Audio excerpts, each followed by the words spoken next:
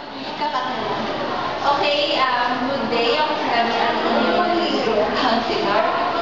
So, dito sa session natin, feel free lang na express nyo kung ano yung mga gusto nyo sabihin.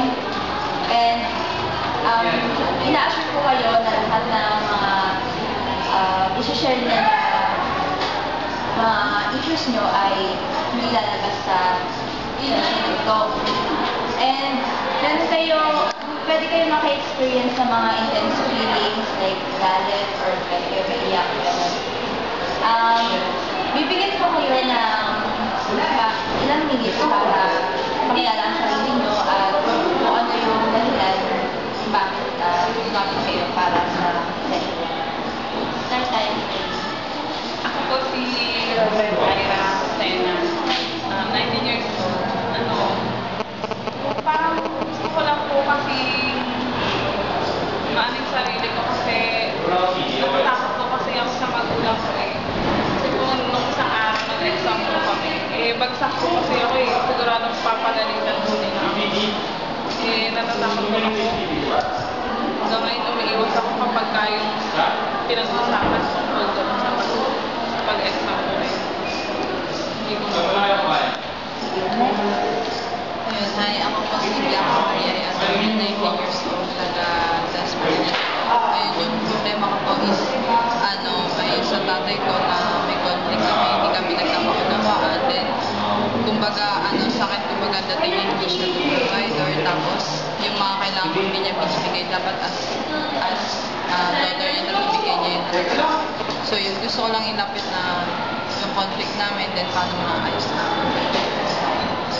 And then, so ako po si Jimmy Raimundo, 19 years old. So kasi parang ilang araw na po akong depressed na sa school works, parang hindi ako makapag-perform ng ayos. And then parang unahin ko naman kailangan ko pasaran. And then parang hindi ko siya nagagawa. Ewan ko, marami naman akong oras pero parang wala akong gana. okay. Sige, ganito. Tatanungin ko kayo isa-isa kung ano yung gusto nyong mangyari na kaakibat ng problema na na-encounter nyo. Ako po, gusto ko pong sabihin sa kanila, kaya lang hindi ko alam kung paano yung hindi ko sila magagalit sa akin ng sobra. Kasi natatakot talaga ako kasi papagalitan nila ako talaga. Pero may ginagawa ka bang way para parang isang maliit na step sana para sabihin sa kanila? Pag sasabihin ko na biglang nauunahan ako ng takot ko eh. May naisip ka pang ibang way na hindi na feeling mo hindi magagalit kung parents mo? Takot kasi talaga ako na madami nila. Kapakasigado ako na. Next, ikaw, ano yung gusto mong mangyari? Nag-ayos kami ng tatay ko, tapos nalaman niya na may mga kailangan din ako, na hindi ako yung pagkalit sa pera. May ginagawa ka bang way? Yung parang may ginagawa ka bang way para magkaayos kayo ng father mo? Siguro, ayun, nag-uusap.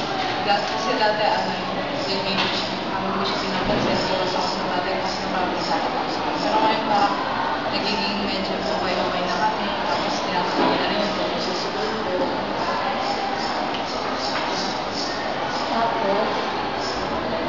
Tapos, at may ginagawa ka bang way para mabawasan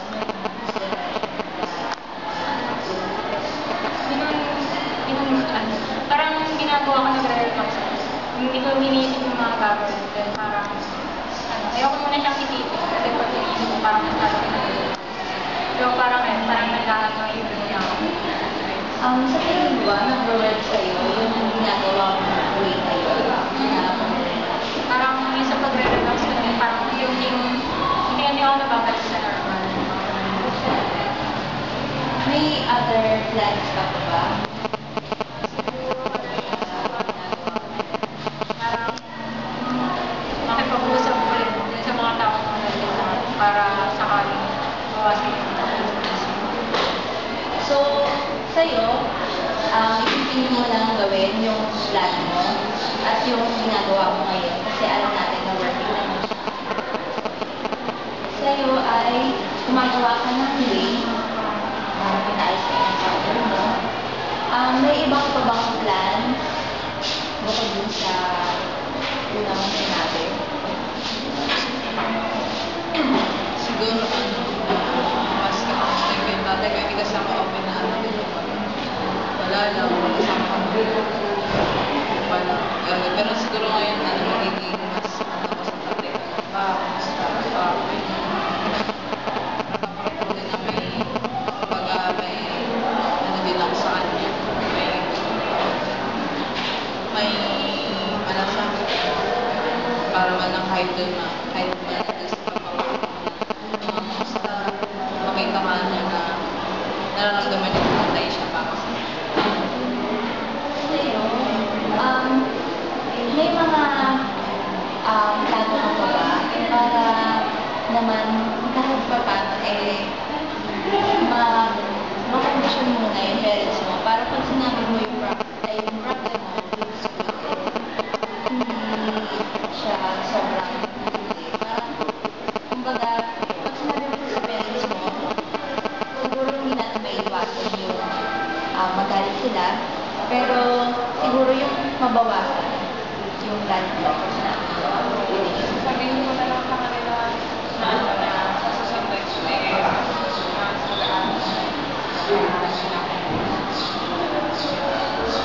Sa tingin mo, mag-work siya effectively? Sana kapag yung nalaman na nila tapos parang pinagalaman na motivado na